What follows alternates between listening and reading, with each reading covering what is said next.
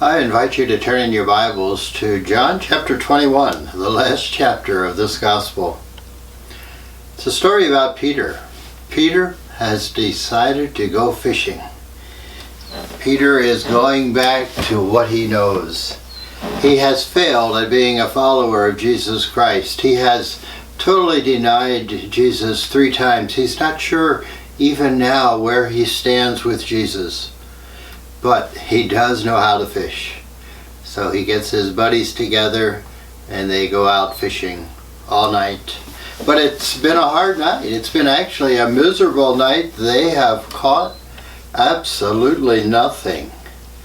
And then a stranger walks by on the shore and he calls out to them and he says, "Friends, have you any fish?" And they answer, "No." And he says, "Throw your net on the right side of the boat and you'll find some." And when they did so, they had so many fish in the net they couldn't haul the net into the boat.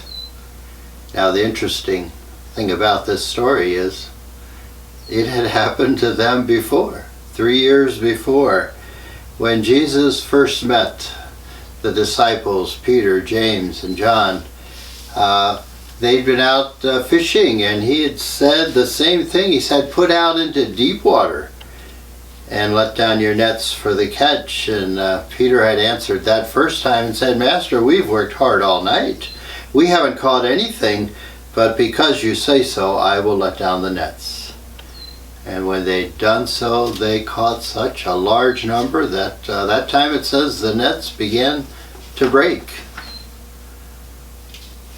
So why would Jesus do it a second time? I can understand why he did it the first time. He was wanting to get their attention. He was a traveling rabbi. He was looking for disciples, and this was part of the call. And it was a way of communicating to them that this rabbi, this teacher, is worth following. And I find it very interesting that at this first encounter, Peter had fallen at Jesus' feet and said to Jesus, "Go away from me. I'm a sinful man." That's very interesting. Jesus did this first miracle for Peter, and Peter realized he was a sinful man. And now the miracle is being repeated, and I think that helps Peter know this is Jesus standing on the shore. And Peter is still feeling as a sinful, even worthless, not sure where he stands with God. I think he's feeling sort of empty. And Jesus had come walking along the shore looking for Peter because Peter needed looking for. Peter needed something that only Jesus could give. He needed forgiveness. He needed restoration. Because, well, human beings deal with their struggles, deal with their sins in various ways. Sometimes we try to hide them. Sometimes we convince ourselves, well, we're okay because I'm better than so-and-so. And that's how Peter was. Because the last time Jesus and Peter had any kind of a conversation, it was right after the Last Supper. And Jesus had said, this very night, all of you are going to deny that you know me. And Peter was adamant, and he said, "Lord, I don't care if everybody else denies you. I won't. I would never deny you. In essence, I'll give my life for you." But that is not what happened. But Peter saw himself as somehow being better than, superior than, stronger than the other disciples. He thought he was more righteous than they were, hiding some of his inner struggles in an outer bravado. And sometimes people who are away from Christ try to convince themselves they're okay by comparing themselves with others and saying, "I'm better than so-and-so, So I think God will accept me. In actuality, that is not truth. And even in the church, it's not about how we are compared to someone else. It's about where we stand with Jesus Christ. And this passage today gets down to these basics of loving God, of being forgiven and accepted, and then finding our purpose. So I'm going to read from John chapter 21, and I'm going to start with verse 15. This conversation that Jesus has with Peter. When they had finished eating, Jesus said to Simon Peter, "Simon, son of John, do you love me more than these?" "Yes, Lord," he said, "you know that I love you." Jesus said, "Feed my lambs." Again Jesus said, "Simon, son of John, do you love me?" He answered, "Yes, Lord, you know that I love you." Jesus said, "Take care of my sheep." The third time he said to Simon, "Simon, son of John, do you love me?" Peter was hurt because Jesus asked him the third time, "Do you love me?" He said, "Lord, you know all things. You know that I love you." Jesus said, "Feed my sheep." Jesus was getting at the heart of what it means to be a disciple. They had just finished eating. There they were around the campfire, and some of my favorite memories in life are sitting around the campfire, just enjoying camaraderie and the fire, and often food. And that's what was happening with Jesus and the disciples here. And their stomachs were full, and as they were talking and reminiscing perhaps and visiting, Jesus turns to Peter and has a question for him.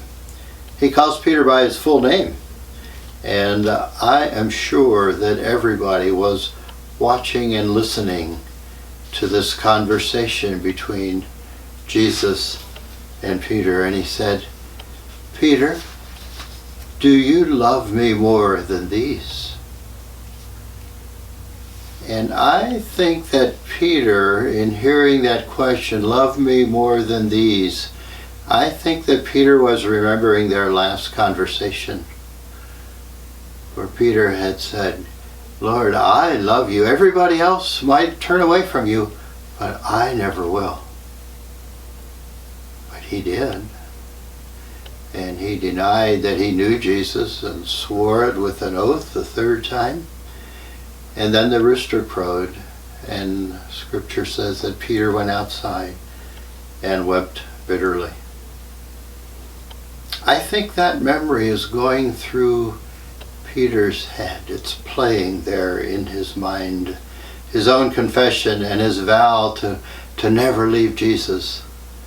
And then a few hours later, he fails, he falls.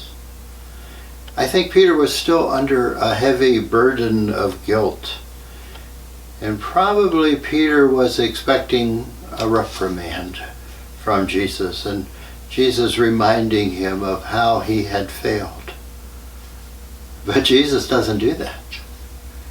Instead, he just says to Peter, "Peter, do you love me?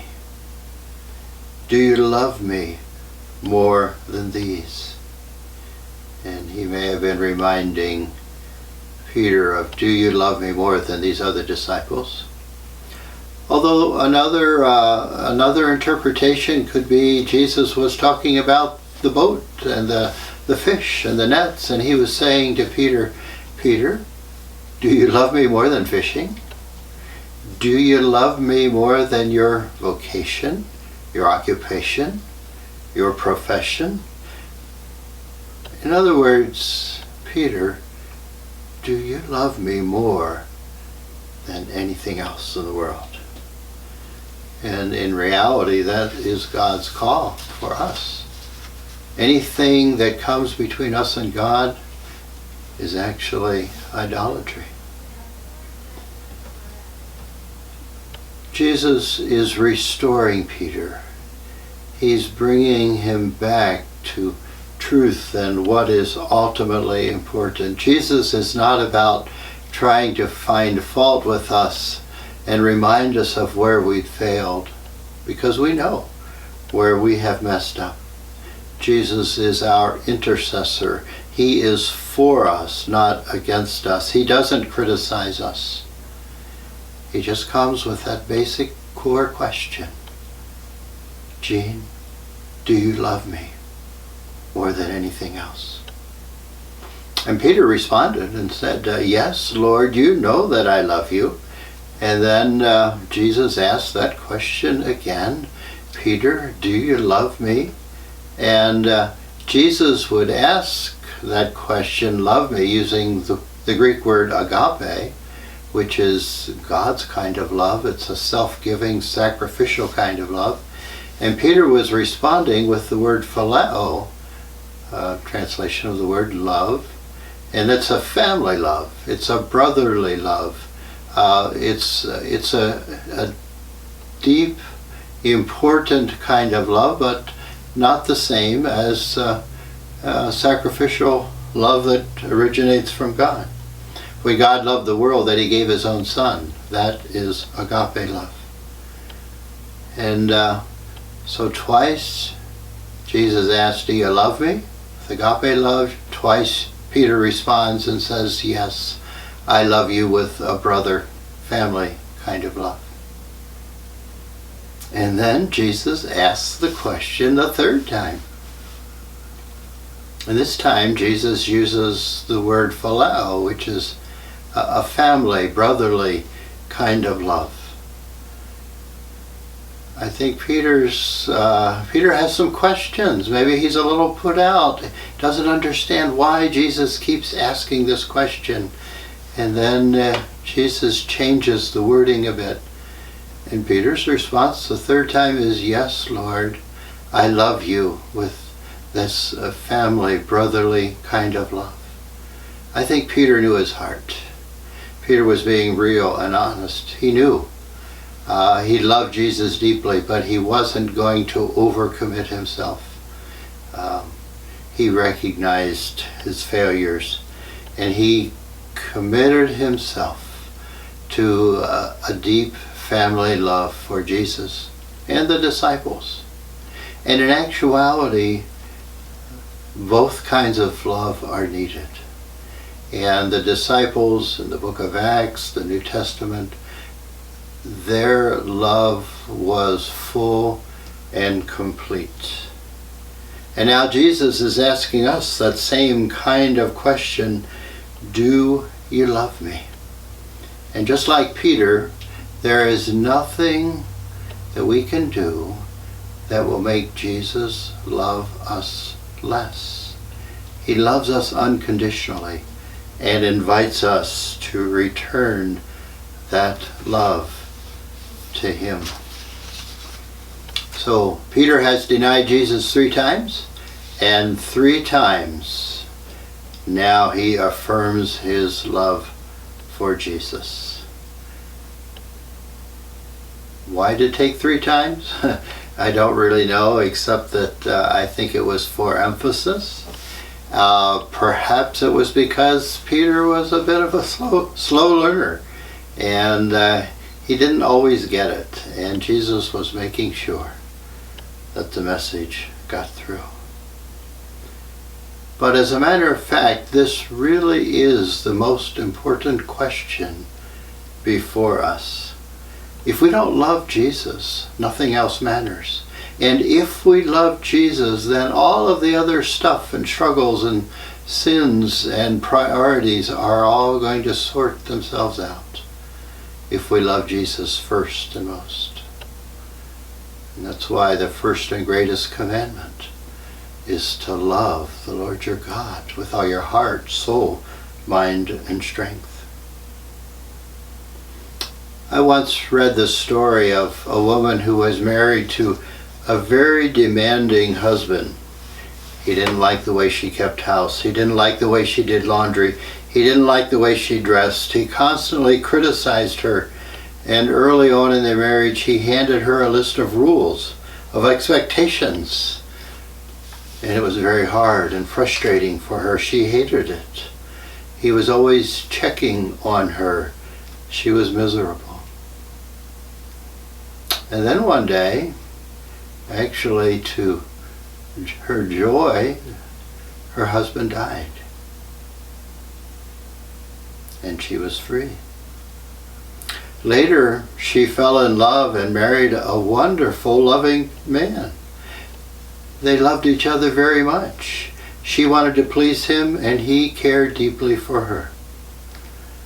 Then one day she ran across the list from her first husband, and at first she was having those feelings of anger and inferiority again. But then she began to smile and laugh, because as she read the list, she realized that now she was doing these things for her husband because she loved him. And that's my question for us today. Do we really love the Lord?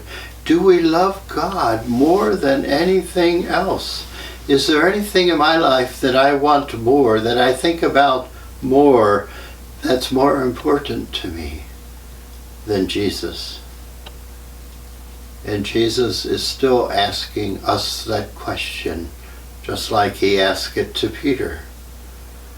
Do you love me more than these? Do we love God, or do we love the other things? And then if we love Jesus, our relationship with him will be right, will be forgiven, will be accepted, and we'll have purpose in life. We will find out what it is that God has for us to do in life. But remember, Jesus didn't command Peter, first of all, I want you to feed my sheep or to shepherd my flock. The first question is, do you love me? And Peter answered that affirmatively. Why is that the most and first question? Because service arises out of love. And since Peter loved Jesus, he was commissioned to be a shepherd to the flock of God. Jesus gave him a job to do, and Peter did it well. How about us? Do we really love the Lord?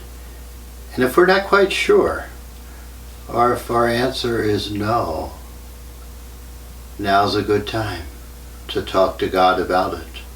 If our love has been a bit shaky or lukewarm, or if we have sometimes denied our Lord like Peter did, let's get that settled today. Jesus, I love you. That's the first and greatest commandment, to love God with all of our being, and out of that will flow forgiveness and life, and we'll find our life's purpose of feeding the flock, caring for the sheep. Do we love him? That's what you and I are called to do. And this sermon here today is really all about being a follower of Jesus. It's about how Jesus restored and then commissioned Peter as a disciple. We also are being called to be followers of Jesus Christ. And as we love God with all of our heart, our church here at York's Corners wants to develop many dedicated followers of Jesus Christ. That's part of our mission, to be disciples who make disciples. So So I'm asking us, do we love Jesus? And do we love him more than anything else? Amen.